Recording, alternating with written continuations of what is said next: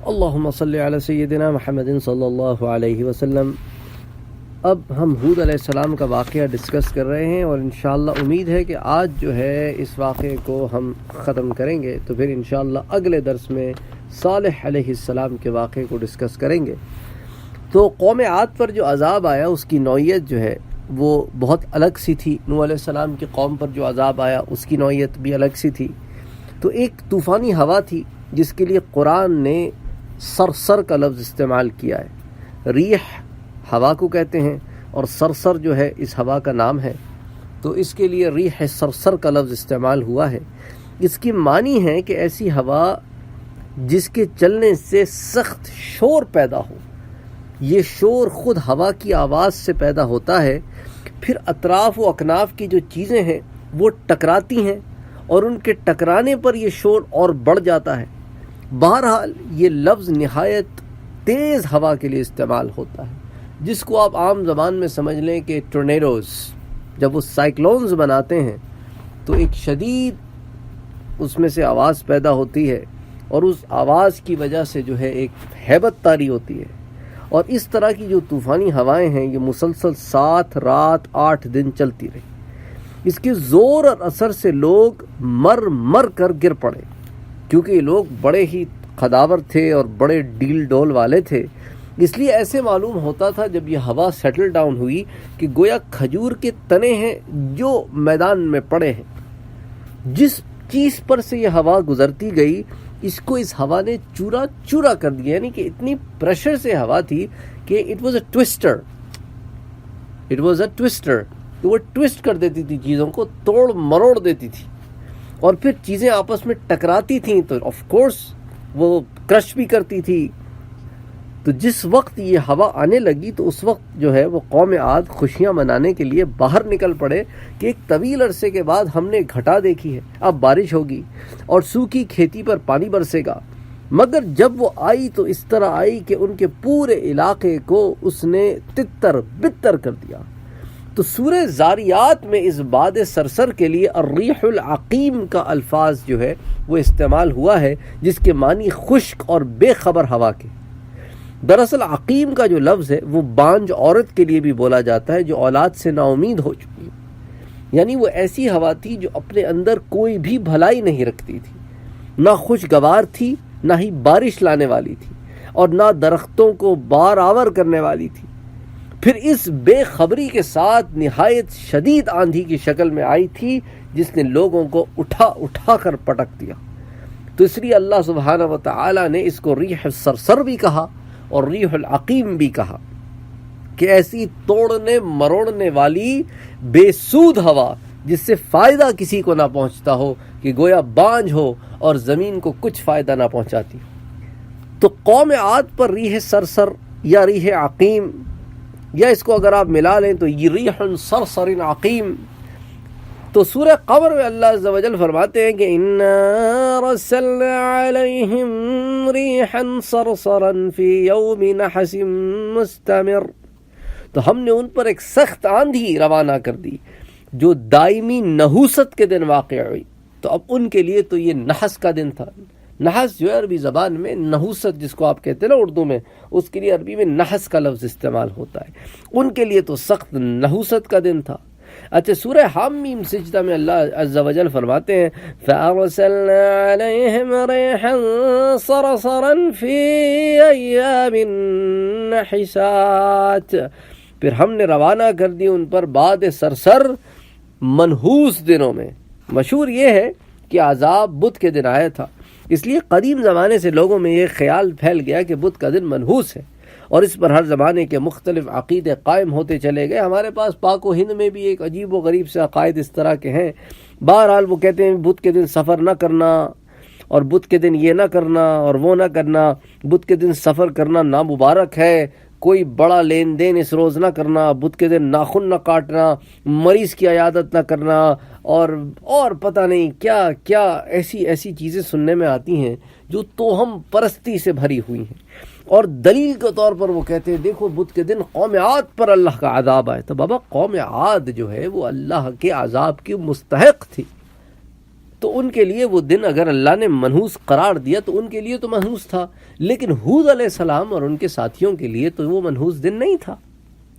تو تم تو اللہ کو ماننے والے ہو، پھر تم اس دن کو کیسے منحوس کہتے ہو جس پر اللہ نے ان قوموں کو تباہ کیا جو اللہ کو ماننے والے نہ تھے؟ تو بہرحال یہ عقائد عوام الناس میں رائج ہیں جن کی اصل کوئی نہیں۔ علم حدیث کے محققین نے ایسی تمام روایات کو جھوٹی قرار دیا ہے جو لوگوں نے گھروں میں بنا رکھی ہیں۔ اچھا، امام المحدثین حافظ سخاوی رحمۃ اللہ علیہ کہتے ہیں کہ جتنے طریقوں سے بھی یہ روایات منقول ہوئی ہیں سب کی سب غیر مستند ہیں جن کو لوگ اپنا حوالہ بناتے ہیں۔ اچھا، یہی بات علامہ ابن رجب حنبلی نے، علامہ ابن جوزی نے، علامہ آلوسی نے، اور یہ بڑے بڑے نام ہیں۔ اچھا، محقق مناوی رحمۃ اللہ علیہ نے یہاں تک لکھ دیا ہے کہ بدھ کے دن کو منحوس سمجھ کر چھوڑ دینا اور نجومیوں جیسے اعتقادات اس باب میں رکھنا حرام اور سخت حرام ہے، لہذا بدھ کی نحوست کا عقیدہ بے بنیاد ہے۔ حقیقت یہ ہے کہ ہفتے کے سارے دن ایک جیسے ہیں۔ اللہ سبحانہ و تعالی نے اس دن جو ہے بدھ کے دن ان کو تباہ و برباد کیا، تو ان کی تباہی کا دن تمہارے لیے منحوس کیسے ہو گیا؟ تمہارے لیے تو نفع کا دن ہے کہ اللہ نے کفر کی جڑ کاٹ دی۔ رات دن کوئی بھی گھڑی اللہ سبحانہ و تعالیٰ چن سکتے ہیں، کوئی گھڑی بری نہیں ہوتی، کوئی دن برا نہیں ہوتا۔ ہاں، کچھ ایسے حالات پیدا ہوتے ہیں جو اچھے برے ہوتے ہیں۔ اب ایک دن ہے، اس دن کسی کا انتقال ہوتا ہے، اور وہی دن ہے کوئی کہ اس دن ایک بابرکت شخصیت جو ہے وہ پیدا ہوتی ہے، تو اب آپ کیا کہیں گے؟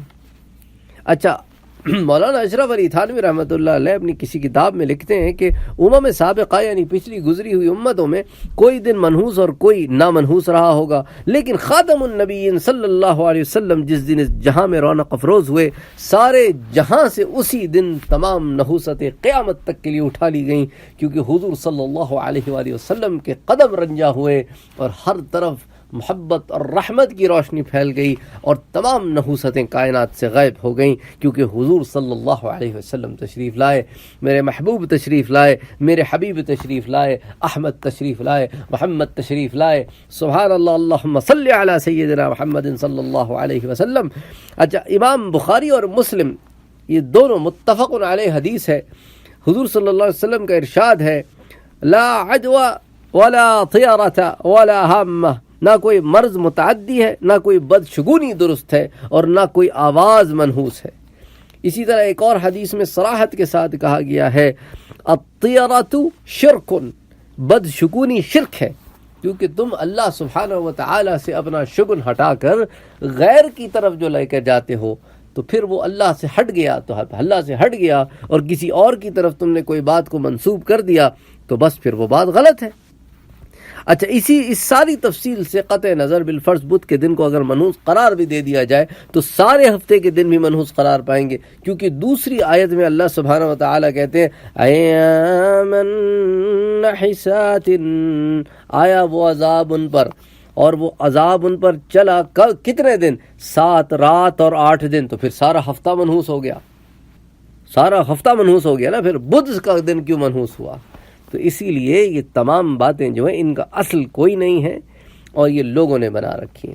اچھا، حضرت ہود علیہ السلام کو ان کی قوم اس طرح خطاب کیا کرتی تھی، بے شک ہم تجھ کو بیوقوف انسان سمجھتے ہیں اور یقیناً تو جھوٹا ہے، معاذ اللہ۔ تو حضرت ہود علیہ السلام ان کی اس بات کا جواب دیتے اور کہتے کہ میری قوم میں بیوقوف نہیں ہوں، البتہ میں رب العالمین کا بھیجا ہوا پیغمبر ہوں، اپنے رب کے پیغامات تم تک پہنچاتا ہوں، اور میں تمہارے لیے نہایت خیر خواہ ہوں اور امانت دار ہوں۔ تو اس گفتگو سے ہمیں یہ عظیم درس ملتا ہے کہ اللہ عظیم کے برگزیدہ بندے جب کسی کی نیکی اور خیر خواہی کرتے ہیں تو مخالفوں کی بیہودہ باتوں کا جواب نہیں دیتے، نہ ان کے مذاق اڑانے اور تحقیر کرنے کی پرواہ کرتے ہیں، نہ اس سے ان کے دل ٹوٹتے ہیں، بلکہ ان کا جو کام ہے، ان کا جو منصب ہے، وہ اللہ کا پیغام پہنچانا ہے، بس دیٹس اٹ۔ اور یہ چیز ہم نے صوفیاء میں بہت دیکھی ہے۔ صوفیاء کے ہاں ہم نے یہ دیکھا ہے کہ ان کو جلال کیفیتوں میں بہت نہیں آتا، مطلب جلال پہ بڑا کنٹرول ہوتا ہے ان کو، یعنی لوگ ایسی ایسی باتیں صوفیاء کے سامنے کر جاتے تھے، اور صوفیاء میں ہم نے دیکھا ہے کہ ایسا ایک کنٹرول ہے نا اپنے اوپر، کیونکہ ان کو ایک نظر تھی کہ بھئی ہمارا کام ہے اللہ کی مخلوق کی خدمت کرنا، ہمارا یہ فرض ہے۔ اب آگے سے مخلوق جو کرتی ہے وہ اپنے عمل کی خود جواب دے، ہم اس کے عمل کے جواب دے نہیں ہیں۔ ہم نے اپنا کام کرنا ہے، اس نے اپنا کام کرنا ہے۔ یہ اچھا کام کرے گا اللہ کے ہاں اچھا اجر پائے گا، یہ بھیڑے کام کرے گا اللہ کے ہاں عذاب پائے گا۔ میں اپنے عمل کیوں خراب کروں اس کے بد عملی کی وجہ سے؟ وہ اس طرح سوچتے ہیں۔ سبحان اللہ، یعنی اللہ کی مخلوق سے اللہ کے لیے پیار کرتے ہیں۔ کہتے بنائی تو اللہ نے ہے نا، تو جب اللہ نے ایک چیز بنا دی، میرے رب نے ایک چیز بنا دی، تو اس پہ میں کیوں غصہ کروں؟ اگر وہ چیز کوئی رد عمل کرتی ہے تو وہ اپنے رد عمل کی خود ذمہ دار ہے۔ تو سبحان اللہ، یعنی اللہ والوں کی تو رنگ ہی کچھ نرالے ہوتے ہیں۔ ہم تو پھر بھی جلال میں آ جاتے ہیں نا، اگر ہمیں کوئی 1 سے 2 دفعہ کوئی بات کرتے کہ بھائی ہمیں نہ بتایا کرو نماز پڑھنی چاہیے، ہمیں معلوم ہے نماز پڑھنی ہے، تو ہم کہتے ہیں چھوڑو یار، ہمارا دماغ خراب ہے، اس کو بتاتے پھرتے نماز پڑھنی چاہیے، ہم غصے میں آ جاتے ہیں۔ لیکن ہمارا جو کام ہے ہم نے وہ کرنا ہے، ان کا جو کام ہے وہ انہوں نے کرنا ہے۔ تو بہرحال حکمت کے ساتھ دین کی خدمت کرنی چاہیے، یہ بہت ضروری ہے۔ لوگ حکمت کے بغیر جب دین کی خدمت کرتے ہیں تو وہاں نقصان اٹھاتے ہیں۔ مثال کے طور پہ مجھے یاد ہے یہ چیزیں میں آپ لوگوں کو اس لیے بتا رہا ہوں ان دروس میں تاکہ ایک کنیکشن ہو جاتا ہے نا ان واقعات کا ہماری لائف سے۔ مسجد میں بیٹھا تدریس کا کام ہو رہا تھا، کیونکہ کمپیوٹر سائنس میرا میجر ہے، تو کمپیوٹر سائنس کے اندر ریسرچ وغیرہ اور میتھمیٹکس وغیرہ میں اسی کا پروفیسر بھی ہوں، professor of computer science and mathematics.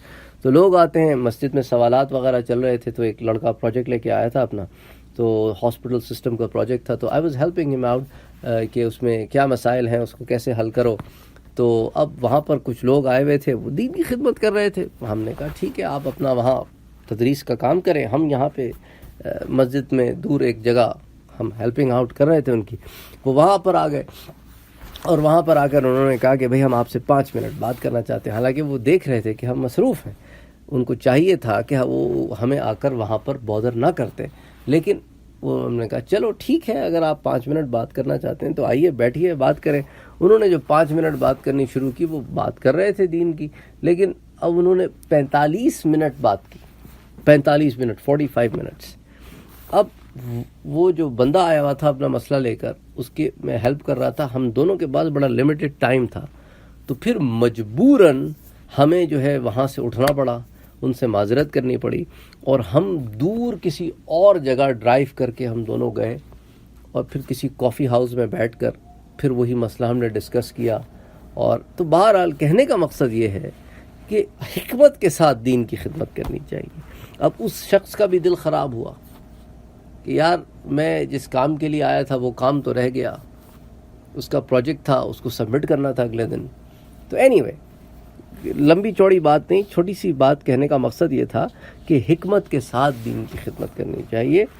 تو یہاں پر بھی اللہ سبحانہ و تعالی جو ہے اپنے پیغمبر کے جواب کو اسی لیے نقل کر رہے ہیں تاکہ یہ بات آگے پہنچے کہ لوگوں جب تم سے کوئی بگڑے تو تم اس سے نہ بگڑو، تمہارا کام میرا پیغام پہنچانا ہے، اور اگر سچویشن تمہارے ہینڈل سے باہر ہو گئی ہے تو سچویشن چھوڑ کے ایک طرف کو ہو جاؤ، الجھو نہیں ان سے، تمہارا کام الجھنا نہیں ہے۔